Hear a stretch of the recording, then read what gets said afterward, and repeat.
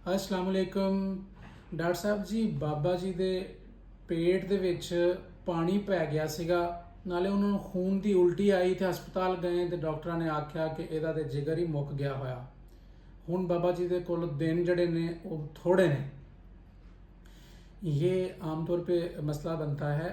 आप एक दफ़ा सरकारी हस्पताल में जो मेडिकल का शोबा है उसके वार्ड में विज़िट करें और सुबह से लेकर शाम तक 12 घंटे वहाँ पर गुजारें और देखिएगा कि अगर 30 बेड होंगे ना एक मेडिसिन की वार्ड में, उसमें से 30 में से 15 से 20 मरीज़ ऐसे होंगे जिनको जिगर का मसला होगा। या तो पेट में पानी पड़ा हुआ है, खून की उल्टियाँ आ रही हैं, या जिगर का कैंसर बना हुआ है, जिगर काम करना छोड़ गया हुआ है। कभी इस चीज़ पे गौर तो करें कि भाई इतनी ज़्यादा रेशो जिगर के मरीज़ों की क्यों है। उसके पीछे वजह यह है कि हमने हमारे मुल्क में एक नासूर पाल रखा है, हेपेटाइटिस सी और बी।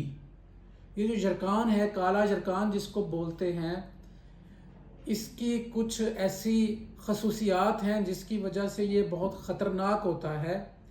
हम लोगों की इसमें बहुत बड़ी बड़ी सारी गलतियां हैं जो हम सेट नहीं करते, जिसकी वजह से हमारे 40 साल से लेके 60 साल की उम्र के लोग जो हैं वो जिगर के फेल हो जाने में मुब्तला होकर इस दुनिया से चले जाते हैं। अब हेपेटाइटिस सी है क्या चीज़, हेपेटाइटिस बी, ये दोनों जब किसी एक इंसान से दूसरे इंसान को लगते हैं, ये वायरस होता है,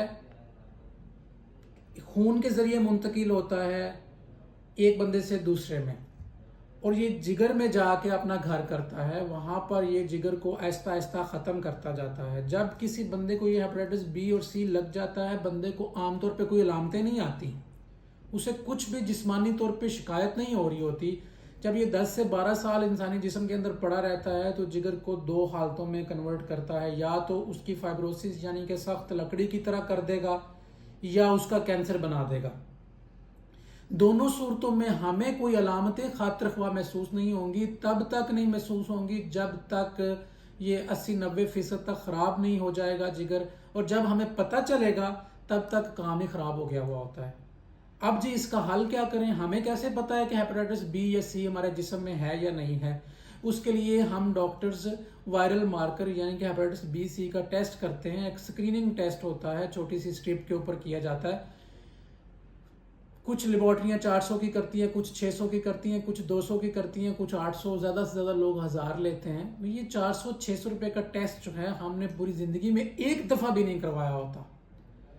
जब ये टेस्ट करवा लें हमें पता चल जाता है कि काला या पीला जरकान है या नहीं है। अगर है तो उस जरकान को एक गवर्नमेंट ने इतना अच्छा प्रोसेस शुरू किया हुआ है, हेपेटाइटिस कंट्रोल प्रोग्राम। हमारे सारे सरकारी अस्पतालों में इसकी दवाइयाँ मिलती हैं मुफ्त। जब हम एक दफ़ा टेस्ट करवाएं, उसके अंदर पॉजिटिव आ जाए, सरकारी हॉस्पिटल से जाके इसका कोर्स शुरू करवाएं। गवर्नमेंट मुफ्त में दवाई देती है, 3 महीनों का या 6 महीनों का मुख्तलिफ कंडीशंस में इसका कोर्स होता है। वो दवाई खाएं तो इससे आपकी जान छूट सकती है। लेकिन मसला है कहाँ पर? पहली बात तो ये है हमारी सोच। हम लोग ये सोचते हैं कि भाई डॉक्टर ने आओ वाले टेस्ट से फजूल लिख देते हैं। इधर हमारे पास पेशेंट आता है, हमने अगर उसकी बीमारी जो भी लेके आया उस बीमारी के साथ अगर वायरल मार्कर या हेपेटाइटिस बी सी का टेस्ट लिख देते हैं ना, तो मरीज़ हमें ऐसे देखता है जैसे हमने उसका गुर्दा मांग लिया है। दूसरे नंबर पे अगर फर्ज करें वो जाके चाहते ना चाहते हुए टेस्ट करवा लेगा ना, तो उसकी रिपोर्ट अगर नेगेटिव आ जाती है और हमें आके कहेगा डॉक्टर साहब हैगा तो है नहीं सी, तुसी एवं ही करा लिया। एक बात सोचें, मतलब अगर वो टेस्ट पॉजिटिव आ जाएगा फिर बड़ी खुशी की बात है। अगर फर्ज करें वो नेगेटिव आ गया तो खुश होने की बजाय उल्टा डॉक्टर को इस बात का कह के परेशान करते हैं। देखिए हमें ये चाहिए कि हर सालाना एक दफ़ा, कम से कम साल में एक दफ़ा हेपेटाइटिस बी और सी को ज़रूर चेक किया करें अपना, ताकि हमें पता हो स्टेटस के क्या हमें किसी से लग तो नहीं गया। ये अगर लगा है तो उसका टाइम से कंट्रोल कर सकें। बाद में आने वाली 15-20 साल के बाद की उम्र में जिगर का कैंसर और सख्त लकड़ी की तरह जिगर करवा के खून की उल्टियाँ के साथ और पेट में पानी पड़ के बिस्तर पे पड़े हैं और कोई हाल बनी है, डॉक्टर कहते हैं जी तो जिगर नवा पेगा तो फिर ठीक होएगा, वरना नहीं, उस हालत में तो ना जाएं कम अज़ कम। दूसरे नंबर पे اس کے پھیلاؤ کو روک تھام کے لیے ہمیں کیا کرنا چاہیے؟ دیکھیں ہمارے ملک میں ہیپاٹائٹس سی پھیلانے کی 2-3 وجوہات ہیں بہت بڑی ساری۔ سب سے پہلے نمبر پر ہمارے باربرز جو ہیں بلیڈ جو استعمال کرتے ہیں شیو کے لیے، کٹنگ کے دوران جو سیزرز استعمال ہوتی ہیں، یا ایک بندے کی شیو کی اس کے اوپر جو بلیڈ لگایا وہی والا بلیڈ جو ہے کسی اور پہ اگر لگا دیا کسی نے، یا کیا ہے کہ ڈسپوزیبل بلیڈ استعمال نہ کیا تو ایک ہیپاٹائٹس سی والے بندے بی والے بندے سے ہم نے وہ اپنے اندر جراثیم منتقل کروا لیے۔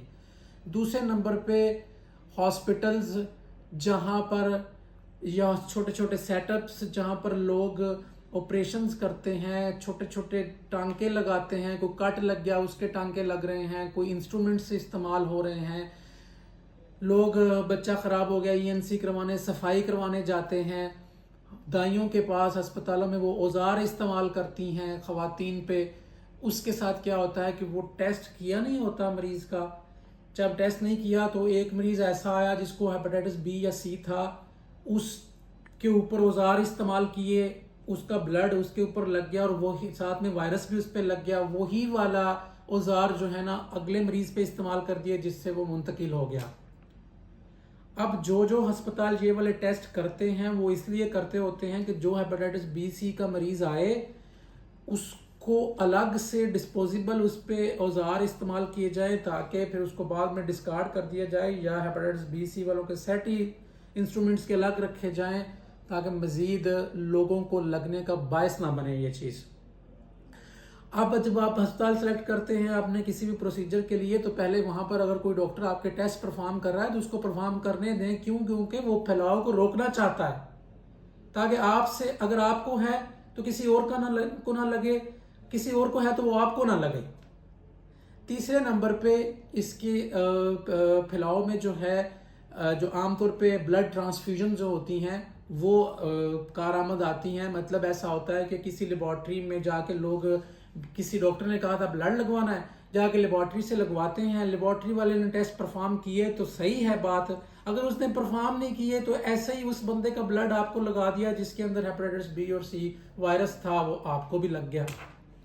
اس وجہ سے 2-3 کام کرنے کے ہیں۔ وہ سب سے پہلے نمبر پہ تو یہ کہ اپنا سالانہ viral marker screening test hepatitis B اور سی کو چیک کروایا کریں، اگر کبھی زندگی میں ہو جائے تو گورنمنٹ کے ہاسپٹل سے دوائی لیں تاکہ وہ ختم ہو سکے۔